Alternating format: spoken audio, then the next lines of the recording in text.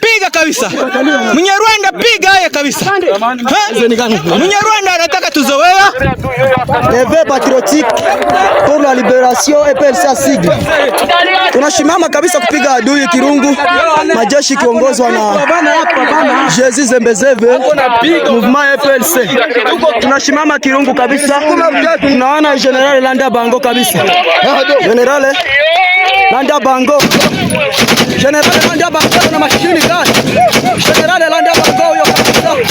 Atukimbia adui anakimbia ile. Adui kabisa. General Landa Bango huyo kabisa. PLC kabisa tunashimama. Kirungu yote tulishaikamata. Kirungu tulishaikamata. Kirungu tunaikamata kabisa. Wao manyako naongea ni chifu wa Landa Bango. Ele national resistance de la ville d'Uvira. Iyo uteze amatwi ibyo abakongomani bavuga ku rugamba wumva badasobanukiwe neza uwo barwana nawe, ntibamenya ko intare za Sarambwe arizo zabatatse, ahubwo bakiyahuza andi magambo atandukanye, aho baba bavuga amagambo y'ubushotoranyi ngo kubita umunyarwanda, ukumva rero bafite ikibazo. Najulikana kwa jina ya James Fikadui.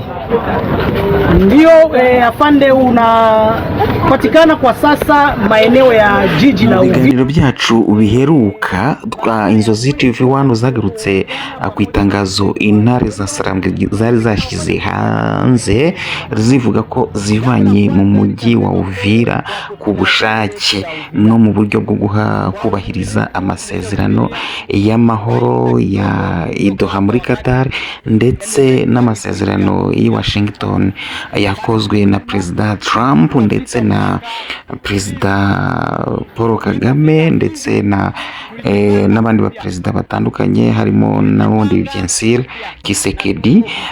Ayo masezerano rero yabaye hagati y'abo bantu, ariko M23 yagarukaho ivuga iti twebwe tugomba kuyashyira mu bikorwa, ariko mu kuyashyira mu bikorwa ikavuga iti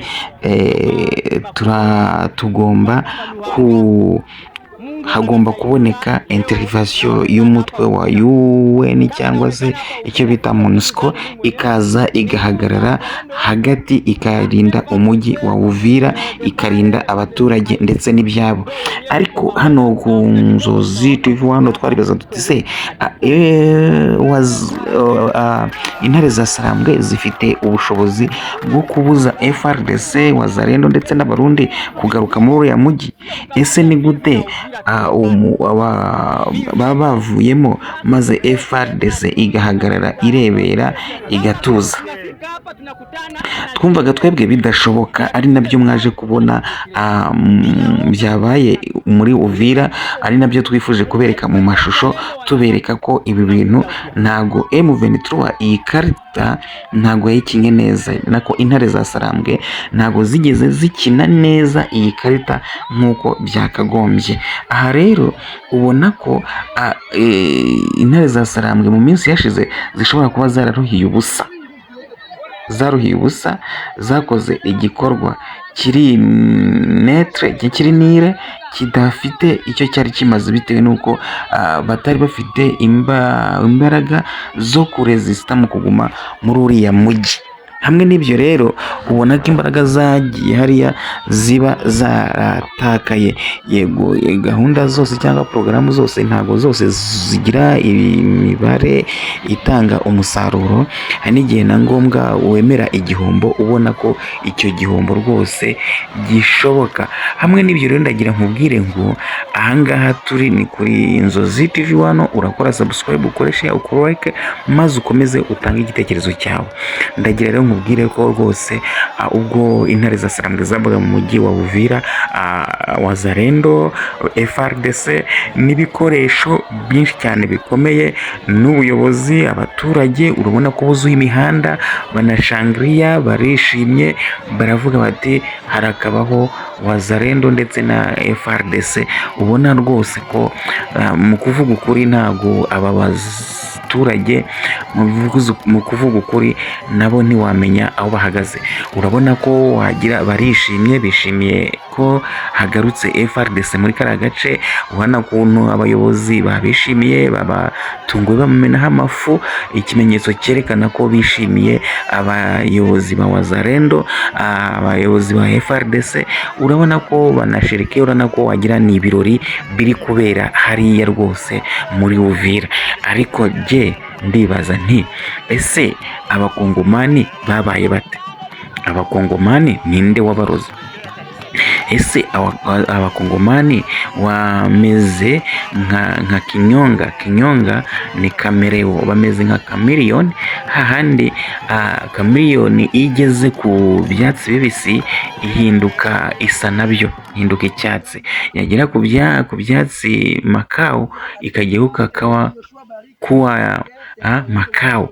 Ni ukuvuga ngo ikinyarujwe uruvu rugeze ahantu hari ibyatsi bitoshye by'icyatsi nacyo gisa icyatsi, yagera ku byatsi byumye igasa n'ibyatsi byumye, yagera ku bindi byatsi by'umutuku nayo igahinduka umutuku. None ukibaza uti iyi nyamaswa ni gateke? N'abakongomani rero bameze nk'iyo nyamaswa. Iyo intare za Sarambwe zihageze basasa ibitambaro mu mihanda kugira ngo banyureho. Noneho intare za Sarambwe ziragiye, noneho intare za Sarambwe ziragiye, FARDC na Wazalendo bahageze, nanone bakora gutyo. Abakongomani rero ntabwo wamenya aho bakarasa, ntiwamenya uwo bishimiye, ntiwamenya n'uwo banze. Ibi bintu rero sinzi kuntu bizarangira. Ubu MV cyangwa se intare za Sarambwe nizigaruka, nanone bazongera nazo bazikorere iminsi mikuru.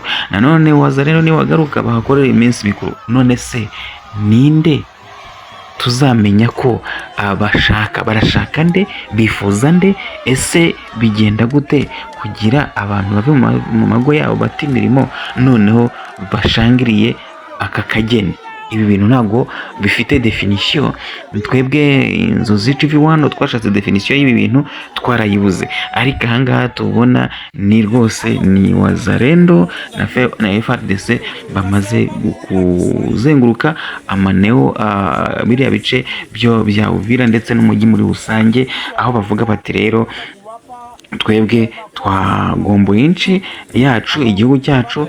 Kuba bariya bagiye si ko babikunze, ahubwo twabacanyeho umuriro. Ibi rero reka tukomeze tukureke ukurikire ikiganiro cyose uko cyakabaye kandi wumva uko byagenze. Aha ni ku Nzozi TV1, urakora subscribe, ukore share, ukore like, maze utange igitekerezo cyawe, utubwire icyo twavugaho n'icyo twakongera kuganiriza.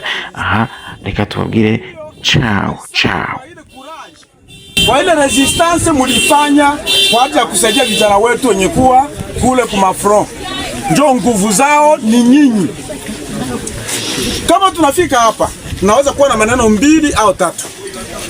Kitu ya kwanza ni security. Il faut tuangalie security yenu.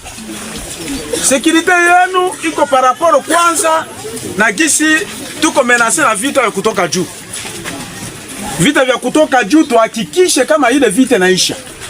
Za vita inatoka juu ni vita vya AFC M23. Binapenda bivuruke hapa. Ile ina créer insécurité totale. Batu habana amani.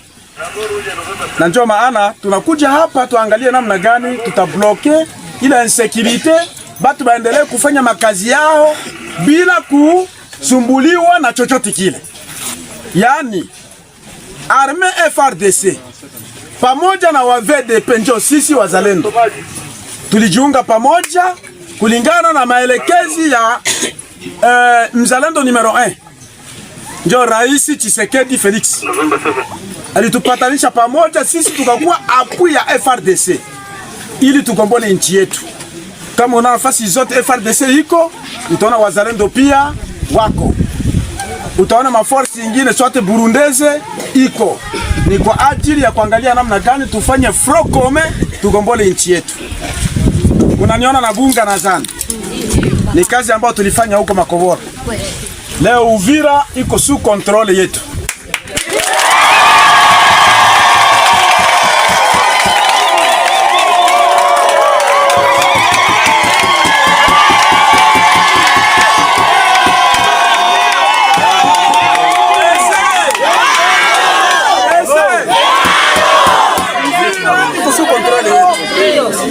Kesho Bukavu itakuwa sous contrôle yetu.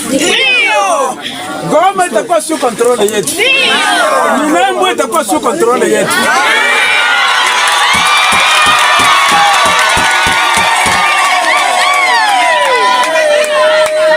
Tunapenda kuambia hivi. Mnamwona Colonel Michel. Iko hapa. Ndio commandant secteur. Tuko naye hapa.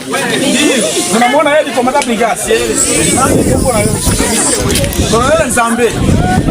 Donc tuko hapa sababu ya kufanya kazi ya kugomboa kututosha AFC M23 fasi zote.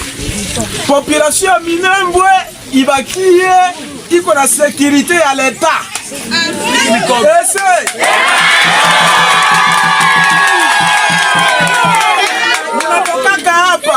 Mnatoka hapa njia ya Mkoko. Haiko vile? Ndio. Mnaenda uzisha bunga kule. Ndio.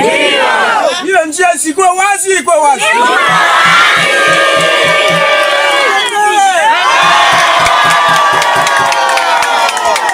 Ile yote ni maeforo ya rais wetu Antoine Felix Tshisekedi. Ndio anatupatia sisi nguvu. Balita tuzoea kule. Lakini rais wa nchi alisema kwamba ni lazima nigombole nchi yangu. Na batatuma nigombole nchi yangu ni arme FARDC pamoja na wazalendo. Anatupatia